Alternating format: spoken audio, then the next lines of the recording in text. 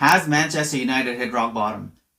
I said not yet. Wait till this Sunday when we play one of the shittiest teams that I've ever seen in my life. And I don't mean the shittiest Manchester United team. I mean one of the shittiest teams I've ever seen in my life. When we see them play again this Sunday and lose again, and Tottenham, who actually did what they had to do yesterday, and they won, and they're going to be in high spirits, and they're going to get at least a point, and we're officially going to finish. Manchester United, the great Manchester United, is officially going to finish 17th in the Premier League.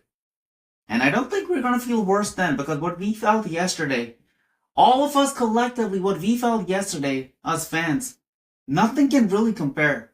I've been a Manchester United fan for so many years of my life, definitely more than half my life, and I've never felt as bad as I did yesterday. And I can only imagine for those people who spend hours and thousands of dollars and pounds just going to Bilbao, sleeping on the street, sleeping on the floor. For what? For that shit? The shit that we saw yesterday from those players who clearly don't give a fuck. And all of this has happened because of the owners and because of these fucking players. You know, at this point, the only thing about Manchester United are the fans.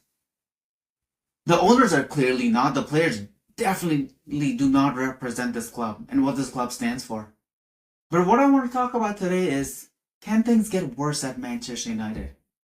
And the weird part is, it will not get better, that's for sure.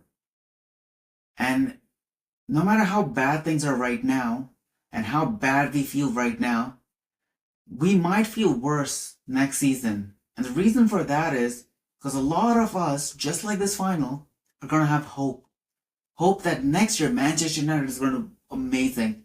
Amorim is going to pull off miracles, that we're going to sign some great players. And when that doesn't happen, trust me, it's going to feel a lot worse than how you feel right now. We did not win the Europa League. And because of that, we didn't get the trophy, yeah. But we also did not get £100 million, roughly that much, to spend on transfers. And because of that, we're going to be forced to sell players. But guess what? Nobody wants our players. And everybody knows, because it's been put out day and night, that United want to sell all of their players. And when everyone knows that you want to sell all your players, no one's really going to pay up. Which means you're going to sell more players. And we're going to be stuck with the same problem we've been stuck for the last couple of years. Nobody wants to buy Manchester United players. Luke Shaw said yesterday that these players are not fit enough to be Manchester United players. And I'm pretty sure he's speaking about himself. But who the hell is going to buy Luke Shaw? Who's going to pay him all that money for a player who gets injured non-stop? So he's one player that's going to be stuck. Casemiro is going to be another player. And there's going to be a couple players like that, because of whom, and because they're high earning, we're not going to be able to get a lot more players now. But that's only going to make things a lot more difficult next season. The second problem is where we're going to finish. I'm pretty sure a lot of Manchester United fans in August, and I might be one of them, because we're going to be so filled with optimism. We're going to say, oh, we're going to make top 5, maybe top 6. But in reality is, we're going to be fighting for 8th place. And what saddens me is, Manchester United is not supposed to be a club that's a mid-table club. We're supposed to be champions, but that's been going down year by year. And last year we finished 8th. This year we're going to finish 17th. Not 16th, 17th. And next year we're aiming to finish 8th. Meaning if we have a good season, a great season, we might finish 6th. Which is still 3 years. 8th, 17th, 8th, maybe 5th the year after. It's just so depressing being a Manchester United fan right now. And the last part, what worries me a little bit, is a lot of us, we have a lot of faith and hope in Ruben Amorim. One of the reasons is because of his track record in Portugal. He has won trophies at clubs that hadn't won for a long time, and we all want that for us.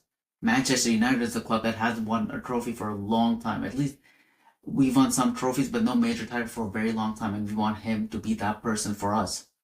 But what if the Premier League is too much for him? What if he hasn't been able to win games right now because he might not be that good? It is a possibility. There's some fans already screaming Amorim out. They're stupid, they're wrong, but they are screaming. And it's not that he might not be able to play his system whatsoever in the Premier League.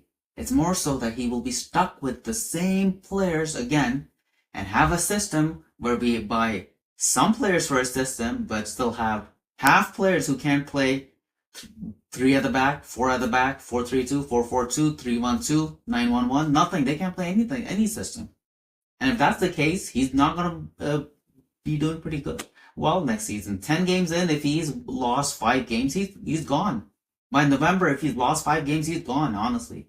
The only reason he might not be gone is because we might be so broke by then that we might not be able to sack anyone at a certain point. Anyways, let's just hope for the best. Right now, I can be positive. I want to be positive. But it's so difficult to be positive when the people who represent us, the people who run us, are so bad at their job. They're so bad. The only thing good about Manchester United right now are the fans and how much we support them and how positive we are and how realistic we are. But even we can take only that much.